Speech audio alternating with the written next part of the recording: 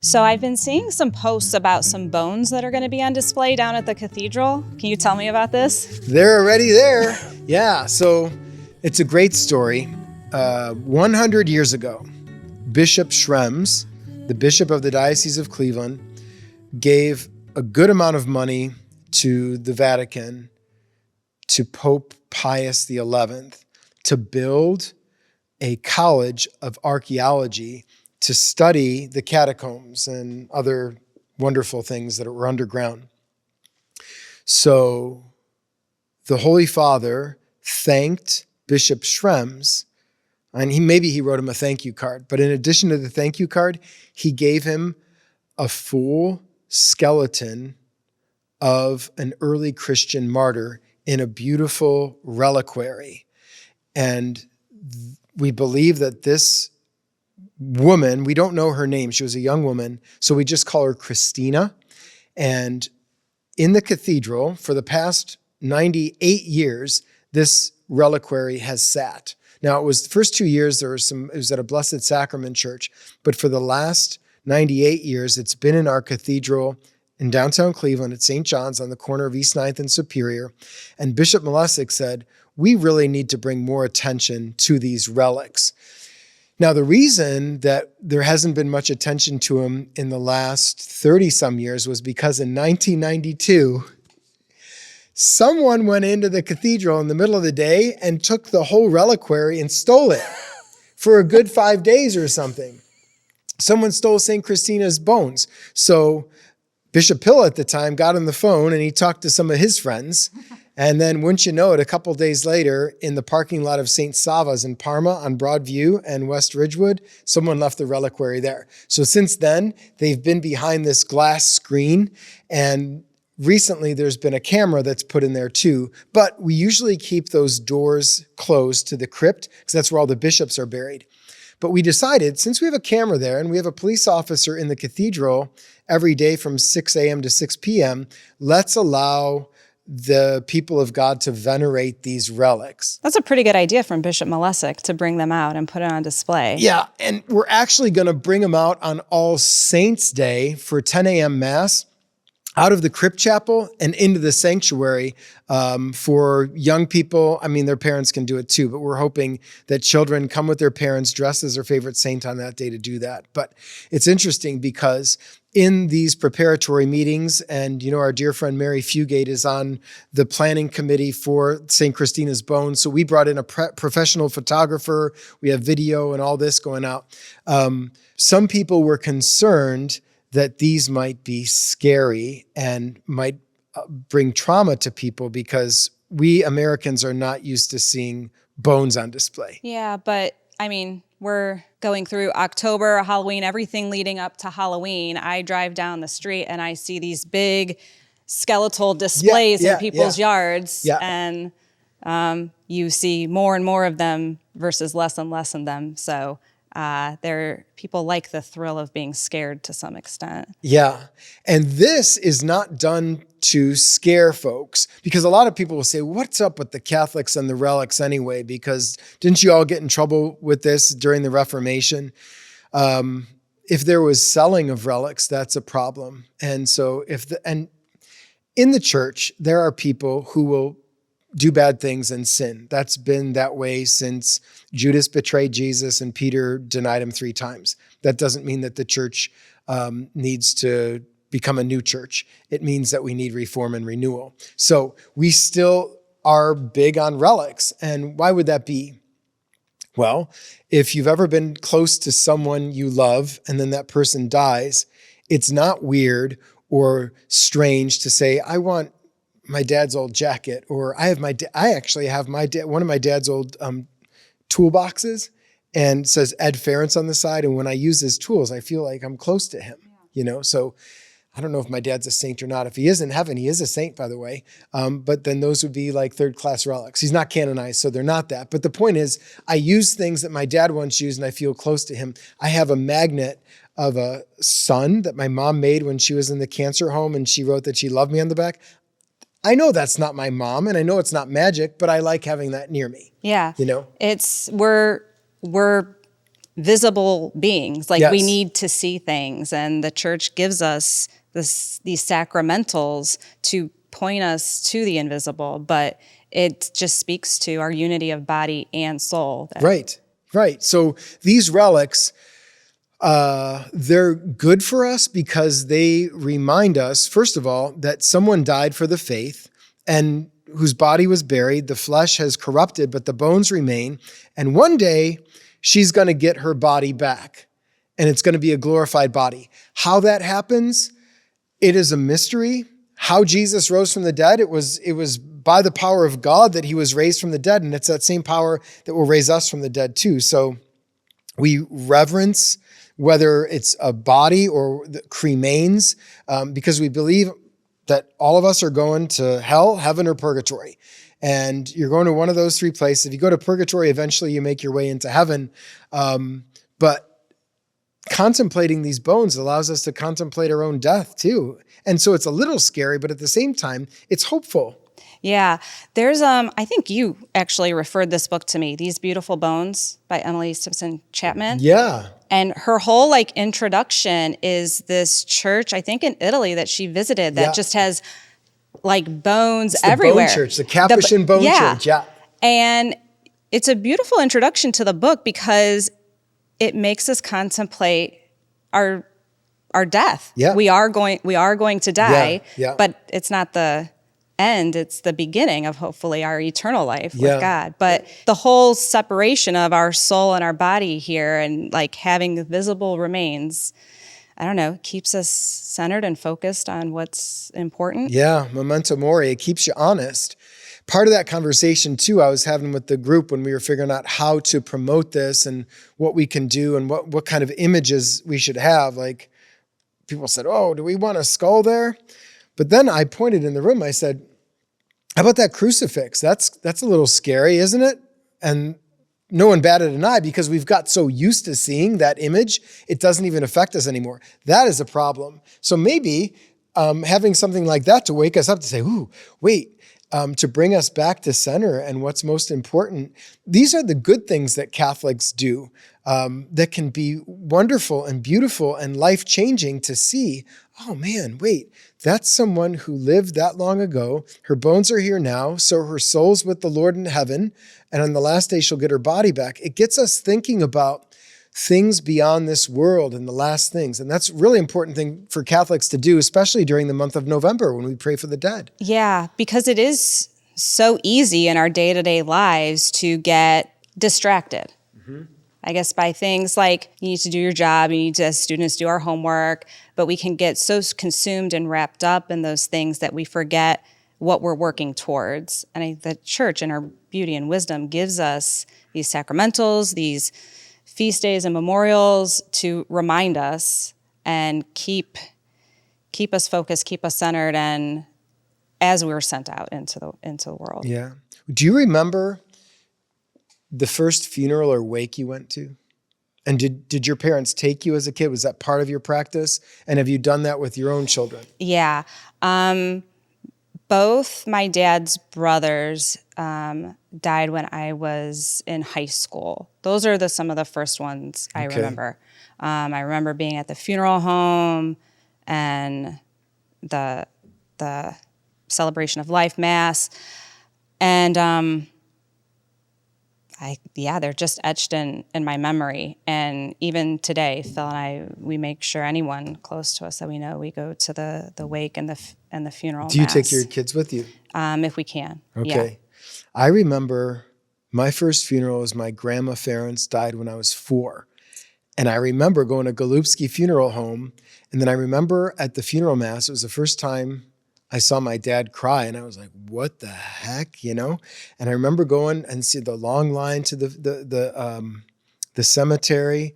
And I thought that was really good because from a very early age, I knew that death was a part of life, but it also wasn't the end. And I think, all my grandparents were dead by the time I was 10. So I had a lot of loss early on, but there was a comfort that came from the funeral, like the visitation and the burial, and then afterwards, and then even like my mom telling me, we'll see my grandpa again. And all that was important. I think sometimes parents will say, this will be too much for them to take.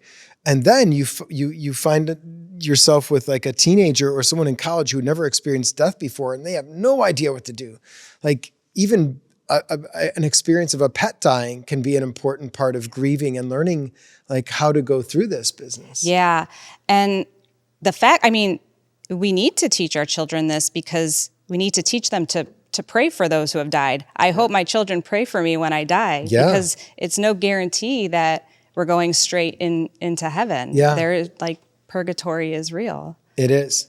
I'm going to be leading a book study for our young adult group at the cathedral. We're going to be doing C.S. Lewis's not Abolition of Man. What is this one? The Great Divorce. That's on Heaven, Hell, and Purgatory. It's like a poor man's version of the Divine Comedy. But he talks about purgatory in there in the most beautiful way, and that it's just that if you die, you're friends with God, but you still have things that you're holding on to.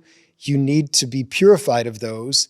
And the purification is Christ's, it's his love, it's his fire. So it burns away those things, you know. I remember when I buried my dad in 2016, that was like one of my last lines of the homily for his mass. My dad was a World War II vet. I don't know if I told you that, but when I was, just after I left Catholic U in 2009, he went on one of those honor flights. They fly veterans out to BWI, and then they take them on a bus, and then they take them to the war memorials. So he said when he got off the plane at BWI, it was a plane full of veterans, they announced it, and everyone in the airport like stood and clapped. And he said, son, it meant so much to me that people cared. You know, he's like almost 85 years old at this time. And then I worked that into the homily. I said, I hope that I told that story, and I said, I hope that's what my dad experiences with the angels and the saints, like welcoming him into heaven.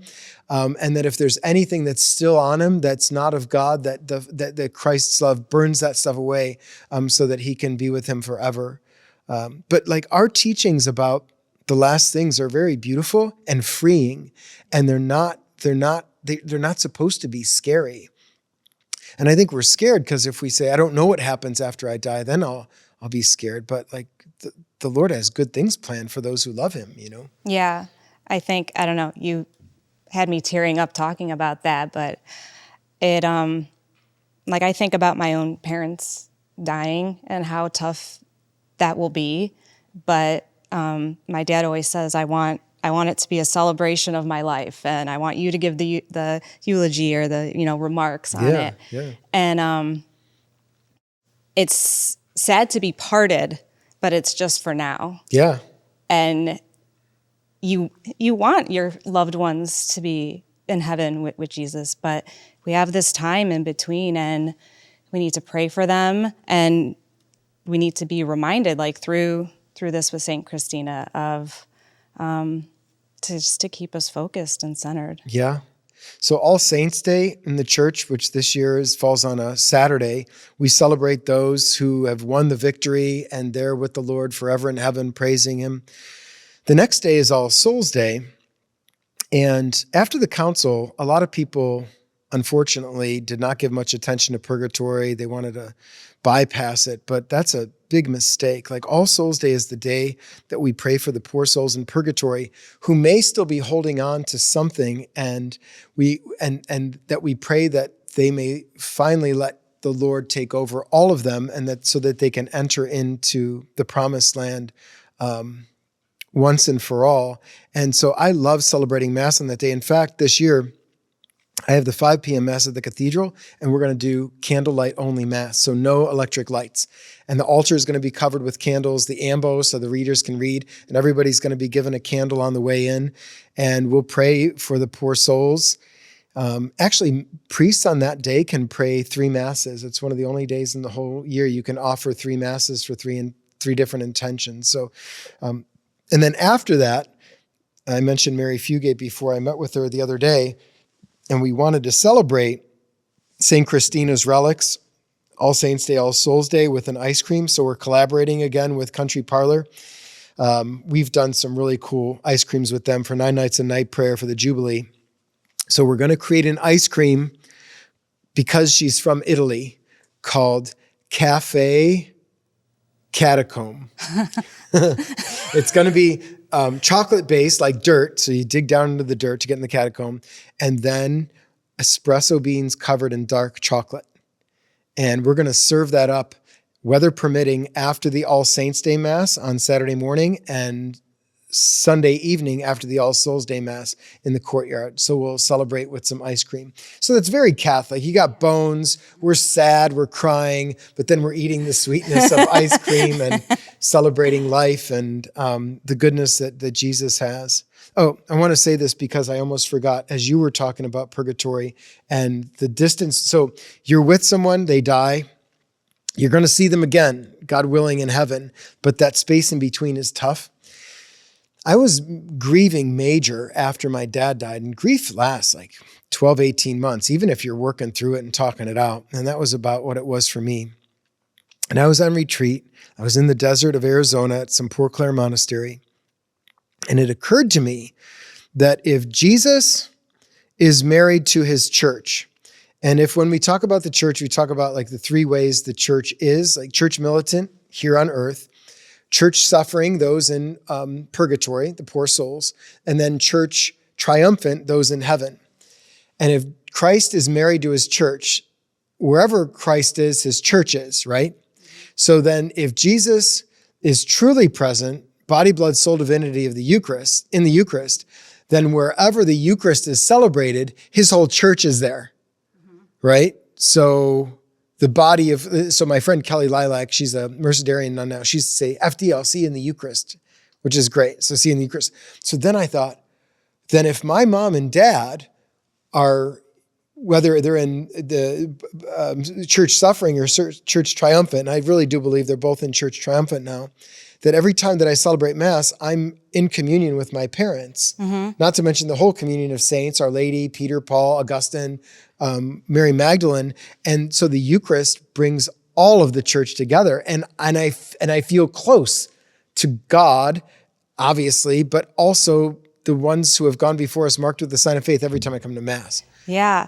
There, as you were speaking, I image in my head. So the parish I grew up, St. Rocco, on the altar, above the altar, painted on the ceiling is like clouds and saints like looking down to remind us that every time the Eucharist is celebrated, it's with in communion with all in heaven and on earth below. And as you know, because of your TOB training and study of the book of Revelation, like heaven is a wedding feast. It's Christ marrying his church. We're his church. He's the bridegroom. We're the bride. And so every altar in every Catholic church is like an extension of the altar in heaven of the wedding feast of the Lamb. And so we're not that far from eternity, and eternity enters into our world every time we celebrate the sacraments, and particularly the Eucharist. So when you have all this good Catholic context, those bones are like, yeah, that's my girl, you know? Yeah. And that's why we have people coming into the cathedral who, you know, take off their shoes and bow down and pray these prayers and venerate those relics, not because they're worshiping the relics, but because through those relics, they're able to partake in the life of the church that Christ founded. Yeah, it appeals to all our senses. We're able to see, touch, feel. We partake in it in the whole of our humanity. Yeah, and in a way, you mentioned those big skeletons that you see in your neighbor's yard during September and October. I think there's a desire in every human heart to somehow make sense of death, and you want to do it in the context of our Catholic faith, because it gives you all the understanding that you need to say, this is why we can do this. Because you're like, that's funny, it's horrific, but when your neighbor who has I don't know if it's your neighbor or whoever, but when they experience death, they're going to be like, I don't know if I like this anymore. Do you know what I mean? So you need the resurrection to make sense of the death. Yeah. Because otherwise you would never have those images. They'd be too much to bear. Well, now I know. Now I know what this St. Christina and these bones are all about. Now, if you and Phil were dressing up as saints for All Saints Day Mass with Bishop Malesic, who would you dress as? If I were to dress as a saint. Do you have a favorite saint? My favorite saint is Edith Stein. Oh. So St. Teresa Benedicta of the Cross. So I'd either dress up as her or my namesake, Mary. Oh, nice. Yeah. Well, what you could do with Sister Teresa Benedicta of the Cross, you could either go as Edith Stein before she became a nun, or you could, so she used to wear a tie. If you've seen, because she was doing a man's job as a philosopher, and she didn't like to smile. We have an image of her at the seminary, or she was a Carmelite? Yeah. Yeah, a Carmelite habit. Yeah. How about Phil? What would Phil? Phil loves St. Michael the Archangel. Oh. He says he'll get a tattoo of it someday. I don't think so. Oh. But well, get him a spear. Or John the Baptist. Oh. Yeah. That's good. Wild man. Yeah. Yeah. And eat some bugs and locusts. Camel fur. Yeah. And honey. And honey. All right. Well, hopefully. Well, how about you? Oh, well, I'm reading St. Augustine's Confessions right now, so I certainly love him. Just a big fiery heart. I just hold a heart around and walk around with that. Go. That's weird enough. There you go. Yeah. So hopefully we'll see you or you all at Mass down at the Cathedral, 10 a.m. on All Saints Day or 5:30 p.m. on All Souls Day. Or if not the Cathedral, go to your own parish. But do stop by sometime to see St. Christina's relics, and they'll be out every day from 6 a.m. to 6 p.m. So they're there for you to visit and pray before.